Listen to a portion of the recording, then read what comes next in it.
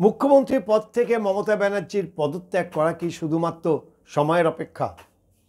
এমনটা মনে করছেন রাজনৈতিক বিশেষজ্ঞরা। বেশ কিছু রাজনৈতিক বিশেষজ্ঞের সঙ্গে আমরা কথা বলেছিলাম, কিন্তু তারা এই মুহূর্তে ক্যামেরার সামনে মুখ খুলতে চাইছেন না। কিন্তু তাদের যেটা অভিমত, যে মুখ্যমন্ত্রী এই চাপ কতক্ষণ সামলাতে পারবেন তা কিন্তু যথেষ্ট সন্দেহ। আগামীকাল সুপ্রিম কোর্টের আরজি করের তিলোত্তমা খুনের বিচার, আর তার আগে গোটা রাজ্য তো বটে, এমনকি দেশ বিদেশেও যেভাবে প্রতিবাদের ঢেউ উঠেছে, সেই ঢেউয়ের ধাক্কা কতক্ষণ সামলাতে পারবেন কালীঘাট তথা নবান্ন, তা নিয়ে কিন্তু যথেষ্ট সংশয় রয়েছে। শুধু বাইরে না, ঘরের মধ্যেও এই চাপ বাড়ছে। বাস্তিল দুর্গের মতো ভাঙছে তৃণমূল কংগ্রেস। ইতিমধ্যেই রাজ্যসভার সাংসদ জহর সরকার তিনি পদত্যাগ করেছেন। ক্রমাগত চাপ সৃষ্টি হচ্ছে ঘরের ভেতর থেকে ঘরের বাইরে সর্বত্র। সরব হয়েছে আরও এক সাংসদ সুখেন্দু শেখর রায়, বিধায়ক হুমায়ুন কবির সহ একাধিক বিধায়ক এবং সাংসদরা, তারাও কিন্তু মনে মনে ফুঁসছে আরজি করের এই ঘটনায়। আরজি করের এই নৃশংস এবং জঘন্যতম ঘটনায় যেভাবে অপরাধীদের আড়াল করার চেষ্টা করা হয়েছে, যেভাবে নির্যাতিতা খুনের তথ্য প্রমাণ লোপাট করার চেষ্টা করা হয়েছে, তাতে ঘরের মধ্যেই কিন্তু একটা বিদ্রোহের আবহ, বিদ্রোহের বাতাবরণ তৈরি হয়েছে।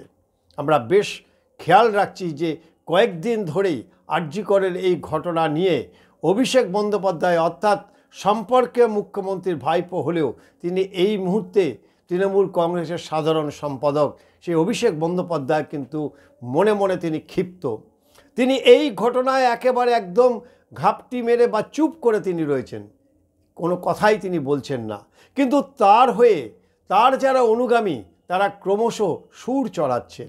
তার মধ্যে এক নম্বর যদি হয় কুণাল ঘোষ, তার পাশাপাশি তার যে সংসদীয় এলাকা ডায়মন্ড হারবার, সেখান থেকে কিন্তু ক্রমাগত সোশ্যাল মিডিয়ায় পোস্ট করতে চলেছে। কিছুদিন আগেই আমরা একটা প্রতিবেদন করেছিলাম যে ঘর শত্রু বিভীষণ কে। আমরা সেই ঘর শত্রু বিভীষণদের সেই চেহারাগুলি কিন্তু আস্তে আস্তে আমরা দেখতে পাচ্ছি। মুখ্যমন্ত্রী যত চাপে পড়েছেন আরজি কর ইস্যুতে, যত তিনি কোণঠাসা হচ্ছেন, তত এই বিভীষণদের দাঁত নখ ক্রমশ বেরিয়ে আসছে তাকে পদত্যাগ করার জন্য, তার পদ থেকে ছুঁড়ে ফেলার জন্য।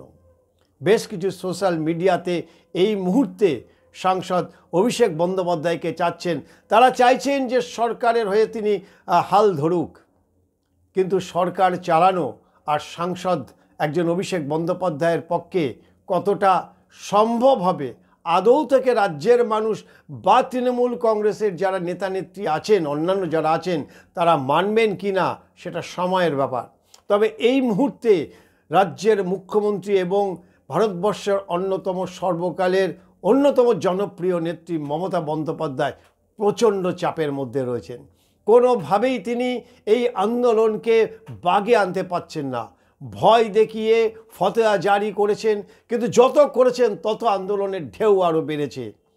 আগামীকাল সুপ্রিম কোর্টের যে বিচার, সে বিচারের দিকে নজর রাখবেন কয়েকশো কোটি মানুষ। শুধু ভারতবর্ষের 140 কোটি মানুষ না, পৃথিবীর কয়েকশো কোটি মানুষ এই ভারতবর্ষের দিকে তাকিয়ে রয়েছেন।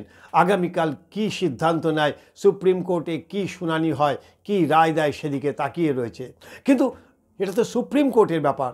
রাজ্যের আজকে যে পরিস্থিতি, আজকে সন্ধ্যের পর থেকে কার্যত গোটা কলকাতা অবরুদ্ধ হতে পারে, এমনটা আশঙ্কা করছেন পুলিশ।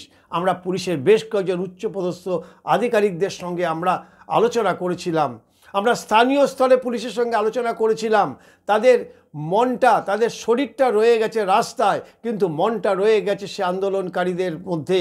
তারাও চাইছেন যে তাদের ছেলে মেয়েরা তারা প্রত্যেকে রাস্তায় নামুক, এবং তারাও চাইছেন পুলিশের একাংশ, বিশেষ করে প্রায় যারা একেবারে রাস্তার মধ্যে যারা এই ডিউটি করেন, যারা সাধারণ মানুষের মধ্যে থেকে যারা প্রতিনিয়ত তারা মানুষের সঙ্গে তারা থাকেন, তারা চাইছেন যে মোমবাতি হাতে কবে তারা রাস্তায় নেমে তারাও বলবেন উই ওয়ান্ট জাস্টিস।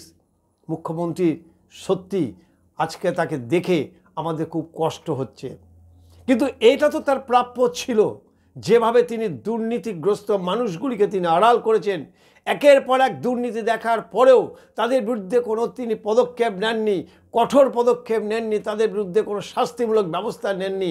আজকে তার পরিণাম এই আরজি কর। তার সাজানো সংসার এখন ভেঙে তছনছ হওয়ার মুখে। ঘরের মধ্যে থেকে উঠছে আওয়াজ, ঘরের মধ্যে বিদ্রোহ, ঘরের মধ্যে থেকে তাকে সরানোর জন্য সক্রিয় উঠেছে একটা অংশ।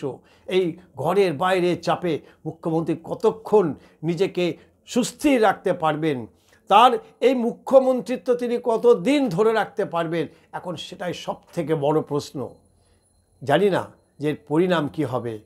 সত্যিই তো বাস্তিল দুর্গের মতো ভাঙছে তৃণমূল কংগ্রেস, কিন্তু কবে কতক্ষণ এখন তারই অপেক্ষা।